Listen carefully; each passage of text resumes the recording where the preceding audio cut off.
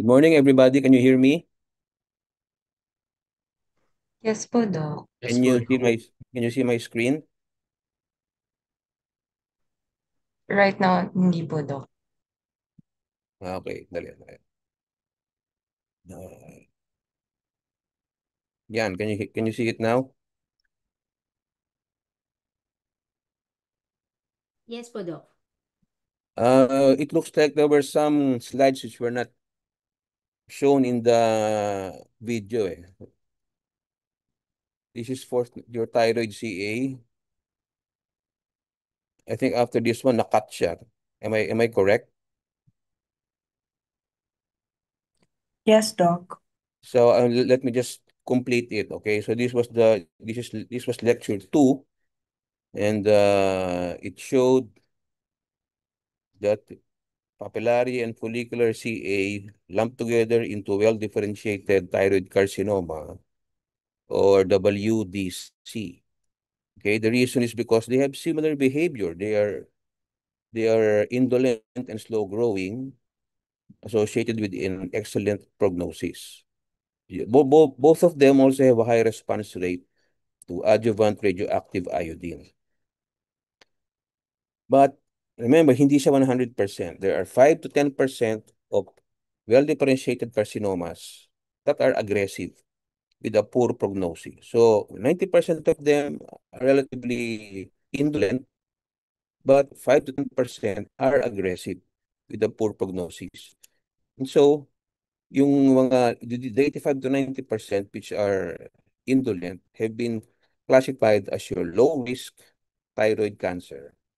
But the aggressive ones have been lumped as your high-risk cancer. And the challenge really is to identify if the cancer is low risk or high risk, because high risk, of course, you will need more aggressive treatment.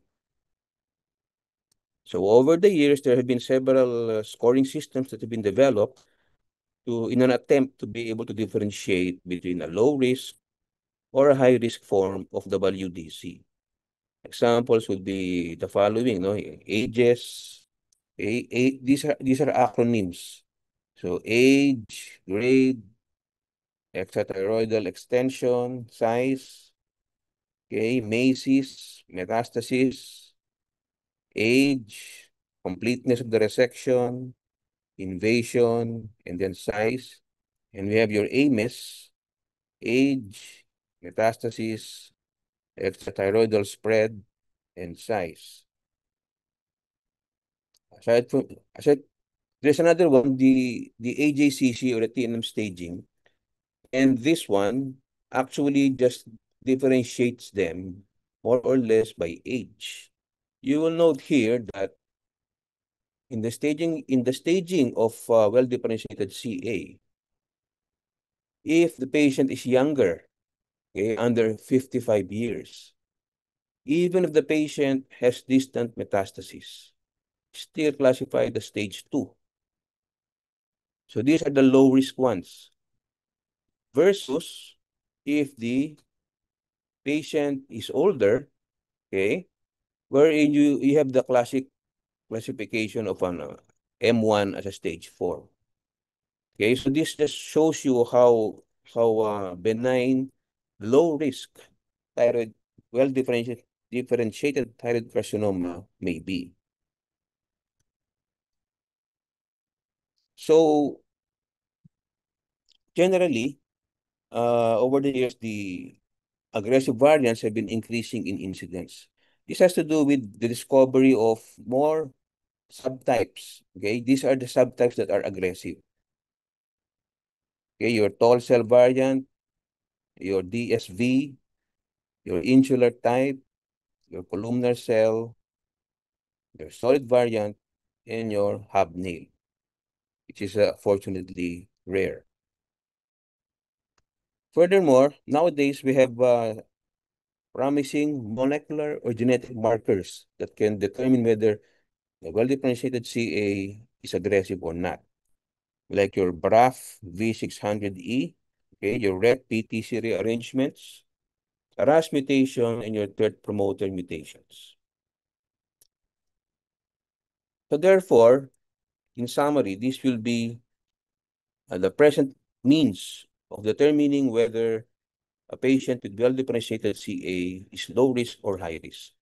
Okay, so low risk means the patient is younger, the tumor is small, no evidence of extrathyroidal spread or distant metastasis, negative molecular genetic markers, and it is not an aggressive variant type. Versus high risk when the patient is older, larger tumors with frank evidence of local invasion or distant metastasis, positive molecular or genetic markers, and it is of the aggressive variant type. Okay, so now, how do you treat it? For low-risk types, then the treatment is more conservative. Okay, less than 1 centimeter, solitary, known as your minimal, occult, or microcarcinoma, where less than a total thyroidectomy may be sufficient. So in the form of total lobectomy, you just remove the affected lobe and the isthmusectomy. The rest should be treated as high risk. When it is larger than 1 cm, multicentric, then you do a total thyroidectomy. If there is evidence of extrathyroidal spread to the muscles around the area of the blood vessels, then a total thyroidectomy plus a central neck dissection. If there are frank lymph node metastases, then a total thyroidectomy and a modified neck dissection. Then post-op, okay, for well-differentiated CA, adjuvant therapy consists of TSH suppression. Okay, you give enough exogenous thyroid hormone to suppress the TSH to virtually zero. And then for high-risk patients, radioactive iodine ablation is necessary post-op. Presently, there is no proven role for chemotherapy or radiation therapy. Monitoring would be to the use of your serum thyroglobulin. Remember, serum thyroglobulin is only secreted by thyroid cells.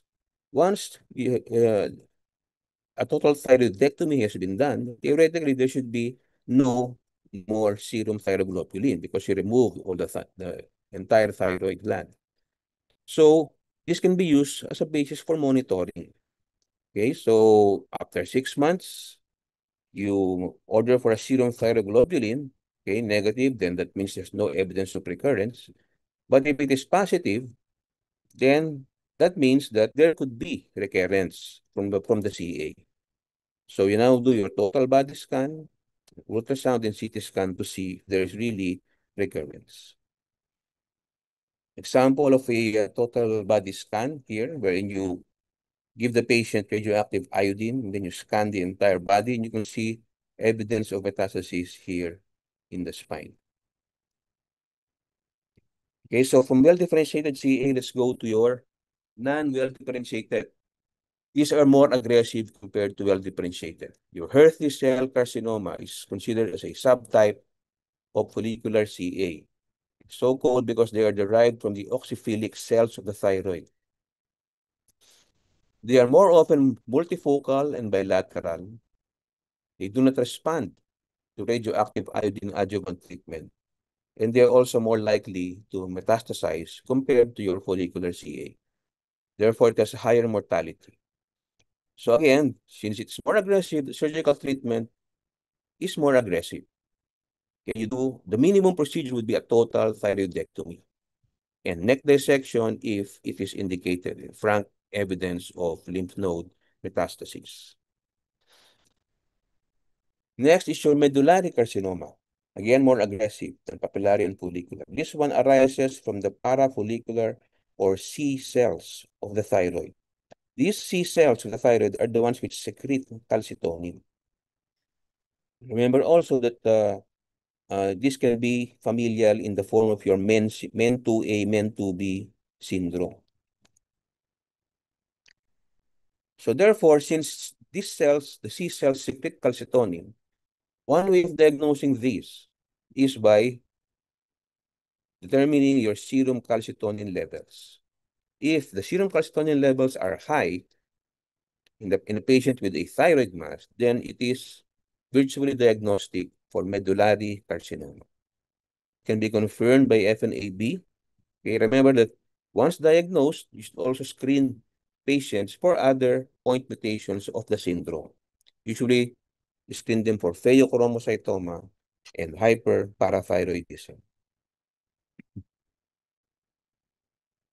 Treatment, again, the minimum is a total thyroidectomy plus a central neck dissection.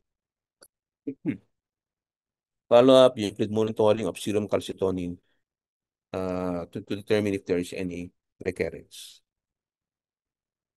And then you go anaplastic CA, it's the most aggressive of all. This is a rapidly enlarging type of carcinoma. We had one case before in the wards. We could not operate on the patient yet because of financial reasons. We stayed in the ward for several weeks. And virtually every time we went on rounds with the patient, every week, the mass seemed to be enlarging right before our very eyes. That's how aggressive anaplastic thyroid CA can be. So treatment is, if still possible, you can do a total thyroidectomy. And then chemotherapy or radiation therapy, although this has no proven role, most of the time, the patient is already, the patient's tumor is already unresectable. We are left with doing just a tracheostomy and external beam radiation, usually palliative treatment. And then the other rare cancers like sarcoma, lymphoma, and metastatic cancer, but this is relatively rare, occurring only in around 1% of all thyroid carcinomas, thyroid cancers. So let me just recap thyroid CA for you. Okay, then you have different types of thyroid carcinoma. Well-differentiated type, okay, they are least aggressive. Okay, so this is the only one wherein treatment can be more conservative than the rest. Okay, the high risk, the same as the other types. And then adjuvant treatment would be RAI and TSH suppression. Follow up the patients with thyroglobulin. Earthly cell CA, more aggressive. Okay, same diagnostics. Treatment, just like the high-risk type, total thyroidectomy. Medullary, okay, more aggressive. Calcitonin can be used for diagnosis, and you have to do a MEN syndrome workup. Minimum surgical procedure, not just a total thyroidectomy. You have to do a routine central neck dissection. Follow-up, calcitonin. Anaplastic CA, the most aggressive of all. Okay, ultrasound FNAB. Resectable, then try to resect as much as you can. Total thyroidectomy. Not resectable, then you do a tumor debulking, chemo radiation therapy for what it's worth, or just palliate the patient to prevent airway obstruction by tracheostomy, followed by external beam radiation. Complications of thyroidectomy. Okay. Post-op hemorrhage, nerve injury, parathyroid injury.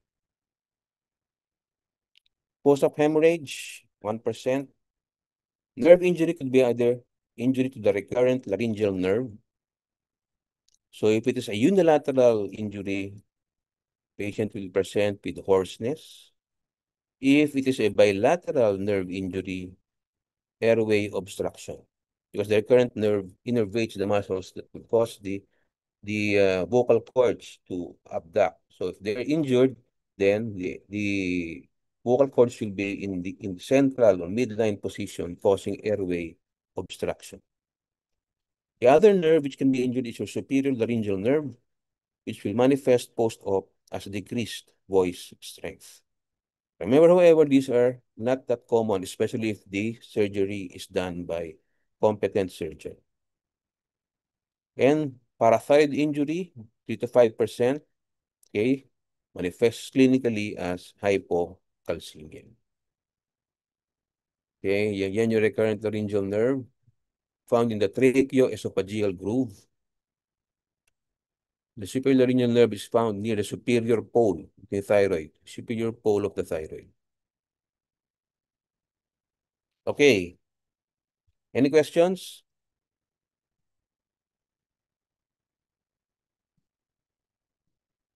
Meron pa akong few slides to synthesize what was found in the lectures. So maybe you can reserve your questions after. Okay, meron akong on thyroid synthesis. It's just an attempt to teach you how to study it better. Okay, for lecture 1, the evaluation of thyroid nodule. Okay, this is the important algorithm. Remember that if the patient presents clinically as a neck mass that moves up with swallowing, then that is a thyroid problem. That is a thyroid mass or a thyroid nodule. And if you have such a presentation, the initial diagnostic tests to order would be your TSH, FT4, and FT3, especially your TSH, okay, which is the most sensitive of all. This is important because the subsequent diagnostics will depend on what the result of this will be. Okay, TSH, there's an inverse relationship. So if the patient is hyperthyroid, then you would expect a low TSH and a high FT4, FT3. Okay, and once you have confirmed that, then the next would be, diagnostics to order would be a thyroid scan. The patient is not hyperthyroid, okay, euthyroid or hypothyroid, then the next diagnostics would be an ultrasound and depending on the result, an FNAP. Okay, this is what you have to, kailangan you have to be able to know this by heart. Because it will help you in the examinations. Example, paano ba tayo mag-ano rito?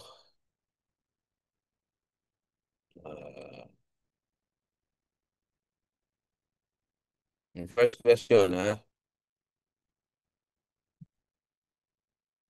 33-year-old female with an anterior neck mass, mostly swallowing. So what is the organ of origin? Everybody? Paano ba natin gagawin to? Sa chat. Sige, sa chat na lang tayo.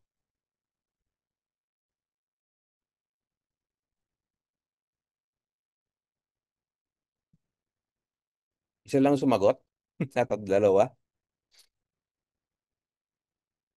Okay, it's B. Okay? So this is how you're going to study.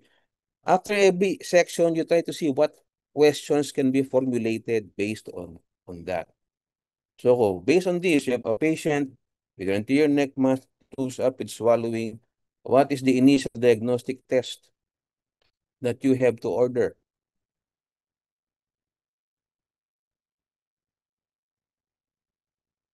Okay.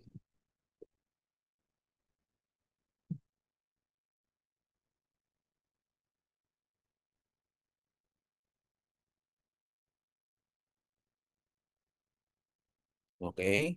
TSH. Tapos nakuha nyo. So now, third question. Patient has a low TSH. What will you order next? If the patient has a low TSH, is the patient hyperthyroid or not hyperthyroid? Okay, low TSH, high FT4, FT3. The patient is hyperthyroid, which means the next test to order would be a thyroid scan. Conversely, if the patient has a normal TSH, what will you order next? Sige. Ultrasound. Okay, ultrasound. Good. Ultrasound will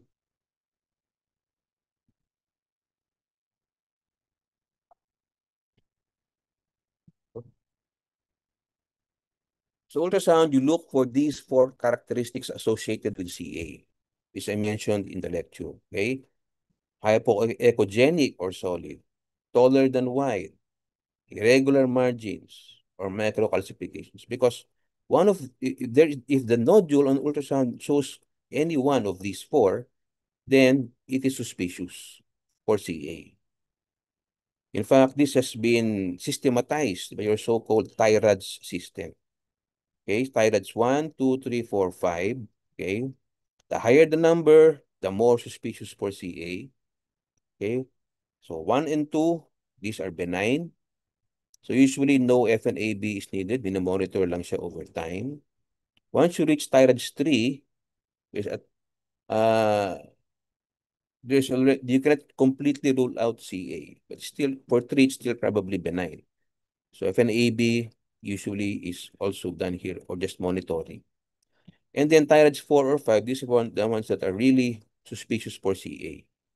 So here FNAB will be mandatory. And after doing the FNAB, you can actually get the diagnosis based on your Bethesda criteria. Well, FNAB, okay, non-diagnostic. If it is benign by FNAB, we either assist. If the mass is completely cystic, then it's a thyroid cyst. So here is the treatment.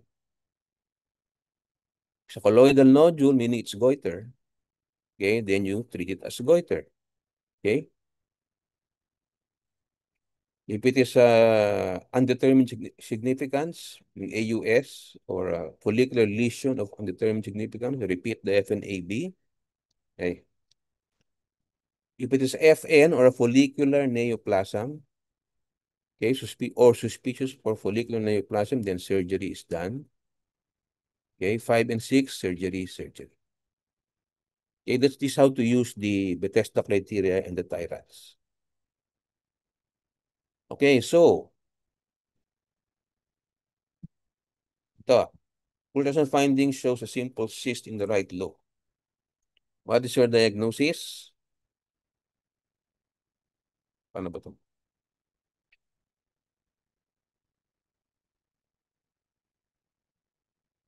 Okay. Simple cyst siya eh. Simple cyst. So it's a thyroid cyst. So what's the treatment? In the exam, in the exam, it may say that there is a patient, ultrasound shows a simple cyst. What is your treatment? Okay, so look at the Bethesda, thyroid cyst, just aspirate. Right? So it's aspiration, letter A. Or in the exam, what diagnostic test for the thyroid is both diagnostic and therapeutic? What diagnostic test? Is it a thyroid function test, ultrasound, FNAB, thyroid scan? Okay, it's FNA. What's the limitation of FNAB? There's one thyroid disease wherein FNAB will not be that useful. That is your follicular neoplasm. Remember, because it cannot differentiate a benign follicular adenoma from a malignant follicular carcinoma, since the only difference between the two is the presence of capsular and blood vessel invasion, which cannot be uh, determined by an FNAB smear.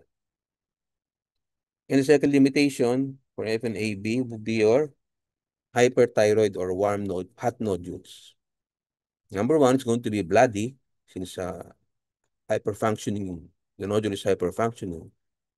And secondly, it could be not accurate because the FNAB will show thyroid cells that are in stage of mitosis.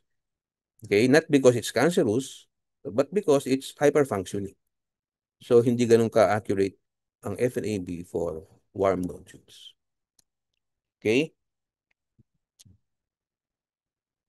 Moving on, lecture 2.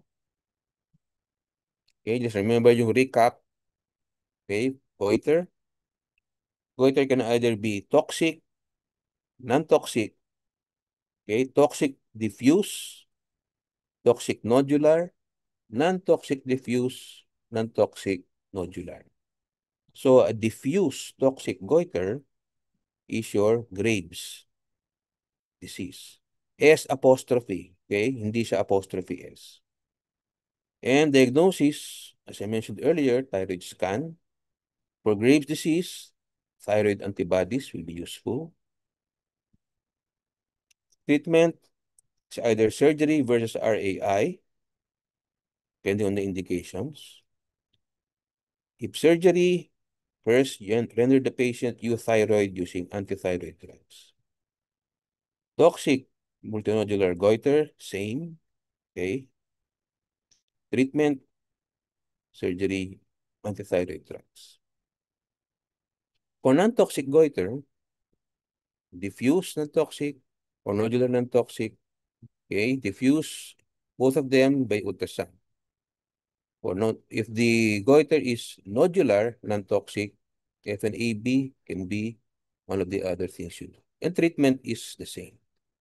TSH suppression versus thyroidectomy. Thyroidectomy, if, okay, look at the what indications I mentioned. They're larger, compressive symptoms, or suspicious for CA. So, thyroid scan shows diffuse hot uptake. What is the most probable diagnosis?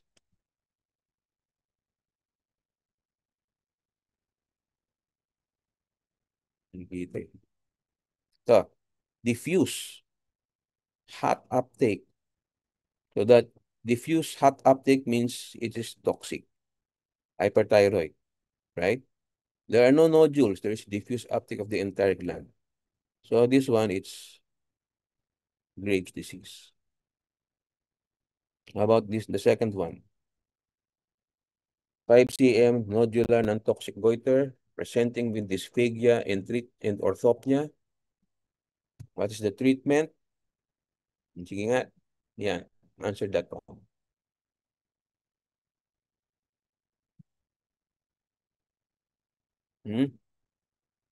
Nodular non-toxic. Nodular non-toxic. So it's either TSH suppression or thyroidectomy. Dysphagia and orthopnea means there are compressive symptoms. Okay, so compressive symptoms, therefore, then it's thyroidectomy.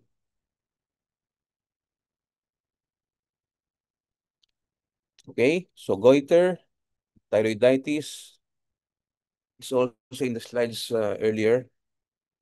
Yung mga recap slides, they are the summary slides. Okay, which will help you when you're studying. But remember that it doesn't mean that you're only going to study the recap. You have to go to the entire, study the entire lecture as well. So thyroiditis, the one which or in the thyroid function can range from hyper to euthyroid to hyper stage at which you catch them. It is usually an incidental diagnosis. First, you think more common thyroid problems, and then you find out later on that it turns out to be thyroiditis. Okay, so for thyroiditis, medical treatment is usually the first line, and surgery is only indicated when you have this. Teka, yung mga parang Rydels, hindi ninyo na ano eh. Just to... Did I mention the Rydels already?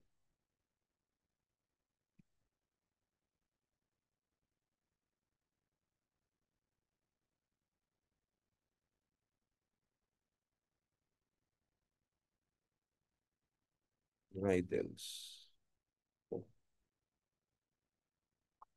This one, in the video earlier, it ended with this one. So we have Rydell's thyroiditis. Okay, it is the invasive fibrous thyroiditis. There is a chronic inflammation that causes a dense fibrosis of the gland.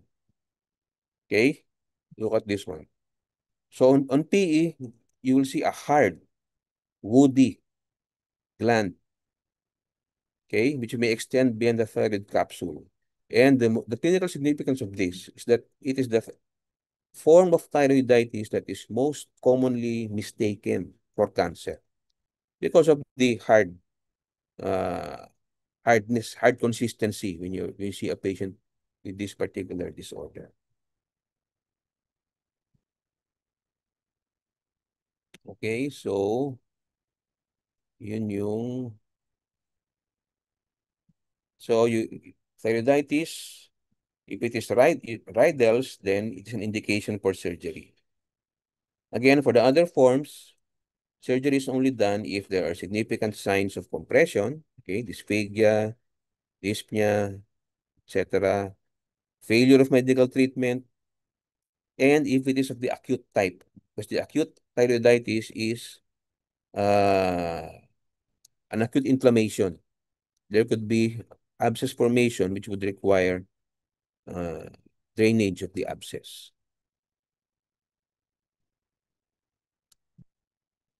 Okay. So, goiter, thyroiditis, tumors, either benign or malignant. For benign tumors, we have non-toxic benign, which is your follicular adenoma, often mistaken for follicular carcinoma, and your toxic benign, which is your toxic adenoma or your plumber's disease. For cancer, okay, well-differentiated cancer, okay, low versus high risk. Other CAs are considered high risk. And I mentioned this already, okay, low versus high risk.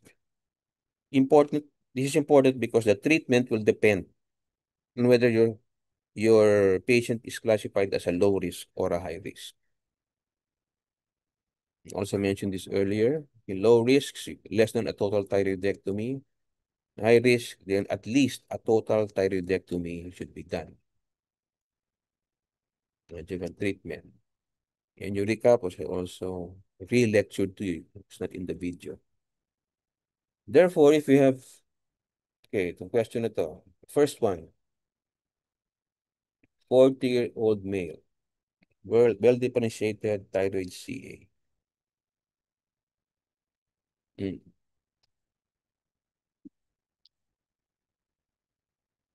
Treatment is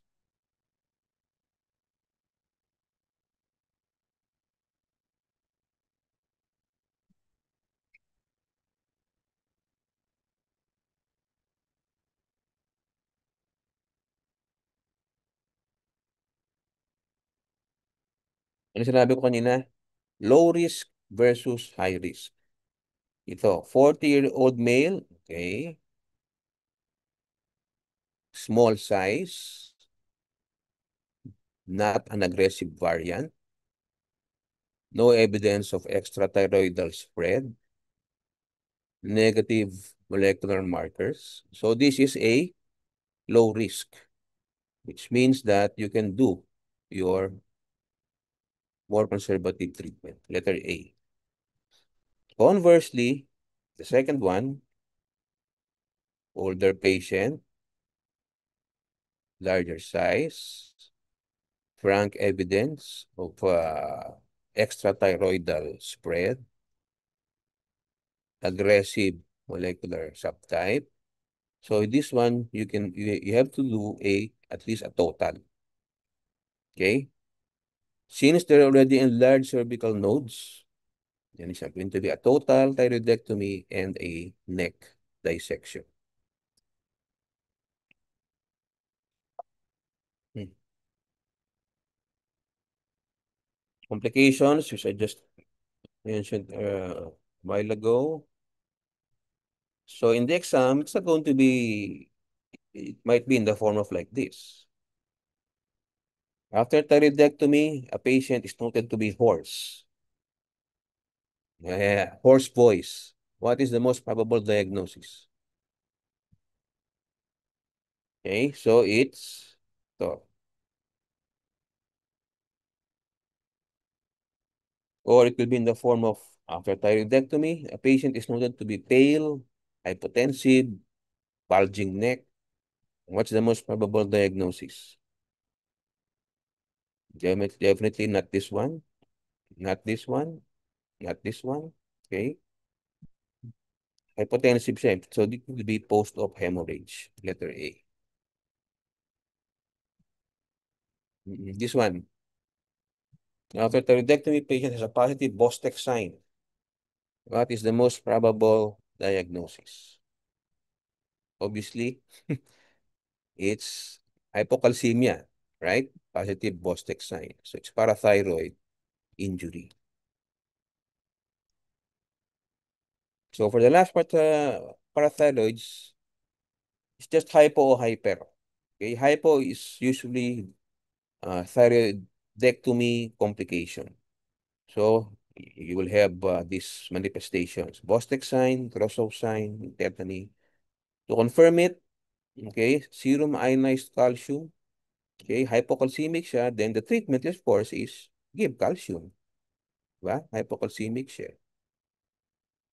Primary hyperparathyroidism. Okay, it's a parathyroid problem, which is hyperplasia, tumor, either benign or malignant. The patient may present with your symptoms of hypercalcemia, yung pentad, minimal non-specific signs and symptoms. But this can be diagnosed by a high serum calcium. So once you see a patient with a high serum calcium, then parathyroid scan is done to identify which of the parathyroid glands are causing the hypercalcemia. So it could be all four enlarged, which means it's hyperplasia, wherein you have to do a 3.5 parathyroidectomy or total plus reimplantation. Reimplantation niya. If there is you can preserve at least one, then you can do excision only of the enlarged or abnormal glands. Okay? I think this is the last slide. Yeah, it's the last one. So, any questions? Let me just stop the sharing now. Wala pala yung video ko. Any questions? Do you understand the lectures? I divided it into three. Nauna yung evaluation because I wanted you to get an experience of how you will actually apply the lecture. Not theoretical. I started with the clinical aspect, which is how do you diagnose what thyroid disease a patient may have. And then I went down to lecture 2 when after the diagnostics, you already have a particular disease entity in mind. Okay, and the third one, of course, is parathyroids.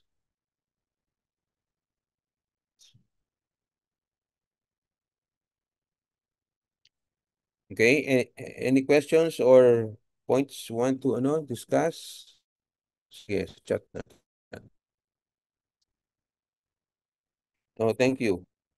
What's the management if there is laryngeal nerve injury after thyroidectomy?